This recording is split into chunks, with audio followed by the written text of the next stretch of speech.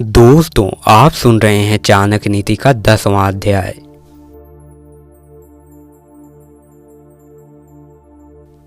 जिसके पास धन नहीं है वो तो गरीब नहीं है, वो तो असल में रईस है यदि उसके पास विद्या है। लेकिन जिसके पास विद्या नहीं है वो तो सब प्रकार से निर्धन है।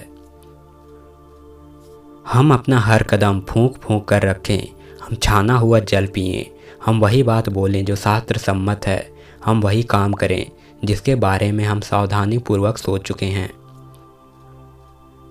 जिसे अपनी इंद्रियों की तुष्टि चाहिए वह विद्या अर्जन करने के सभी विचार भूल जाए, और जिसे ज्ञान चाहिए वह अपने इंद्रियों की तुष्टि भूल जाए। जो इंद्रिय विषयों में लगा है उसे ज्ञान कैसा, और जिसे ज्ञान है वो व्यर्थ की इंद्रिय तुष्टि में लगा रहे, यह संभव नहीं। वह क्या है जो कभी कल्पना में नहीं आ सकता? वो कौन सी बात है जिसे करने में औरत सक्षम नहीं है? ऐसी कौन सी बकवास है जो दारू पिया हुआ आदमी नहीं करता? ऐसा क्या है जो कौवा नहीं खाता? भिखारी या कंजूस आदमी का दुश्मन है, एक अच्छा सलाहकार एक मूर्ख आदमी का शत्रु है। वह पत्नी जो पर पुरुष में रुचि रखती है उसके लिए उसका पति ही उसका शत्रु है। जो चोर रात में काम करने निकलता है चंद्रमा ही उसका शत्रु है। जिसके पास यह कुछ नहीं है, विद्या, तप, ज्ञान, अच्छा स्वभाव, गुण, दया भाव, वो धरती पर मनुष्य के रूप में घूमने वाले पशु हैं। धरती पर उनका भार है। जिनके भेजे खाली हैं वो कोई उपदेश नहीं समझते।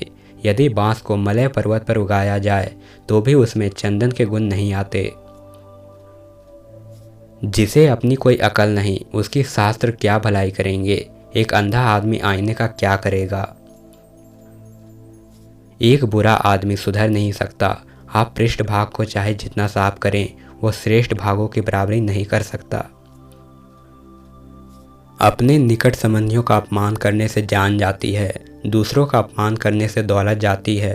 राजा का अपमान करने से सब कुछ जाता है, एक ब्राह्मण का अपमान करने से कुल का नाश हो जाता है। यह बेहतर है कि आप जंगल में एक झाड़ के नीचे रहें जहाँ बाघ और हाथी रहते हैं। उस जगह रहकर आप फल खाएं और जलपान करें। आप घास पर सोएं और पुराने पेड़ों की खालें पहनें, लेकिन आप अपने सगे संबंधियों में ना रहें यदि आप निर्धन हो गए हैं। ब्राह्मण एक वृक्ष के समान है, उसकी प्रार्थना ही उसकी मूल है। वह जो वेदों का गान करता है वही उसकी शाखाएं हैं। वह जो पुण्य कर्म करता है वही उसके पत्ते हैं। इसलिए उसने अपने मूल को बचाना चाहिए। यदि मूल नष्ट हो जाता है तो शाखाएं भी नहीं रहेंगी और पत्ते भी। लक्ष्मी मेरी माता है, विष्णु मेरे पिता हैं, वैष्णव जन मेरे सगे संबंधी हैं, तीनों लोक मेरा देश है। रात्रि के समय कितने ही प्रकार के पंछी वृक्ष पर विश्राम करते हैं। भोर होते ही सब पक्षी दसों दिशाओं में उड़ जाते हैं। हम क्यों भला दुख करें यदि हमारे अपने हमें छोड़कर चले गए। जिसके पास विद्या है वह शक्तिशाली है।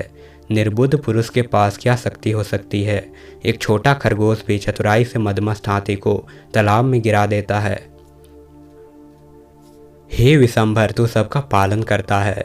मैं मेरे गुजारे की चिंता क्यों करूं जब मेरा मन तेरी महिमा गाने में लगा हुआ है।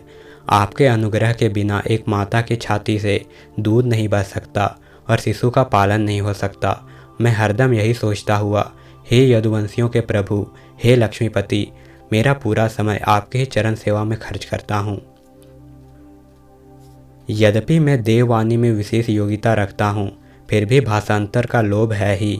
जैसे स्वर्ग में अमृत जैसी उत्तम वस्तु विद्यमान है, फिर भी देवताओं को देवांगनाओं के अधरामृत का पान करने की रुचि रहती ही है।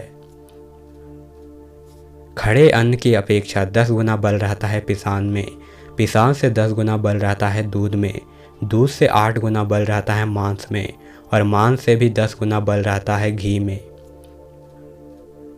शाक से रोग, दूध से शरीर, घी से वीर्य और मांस से मांस की वृद्धि होती है।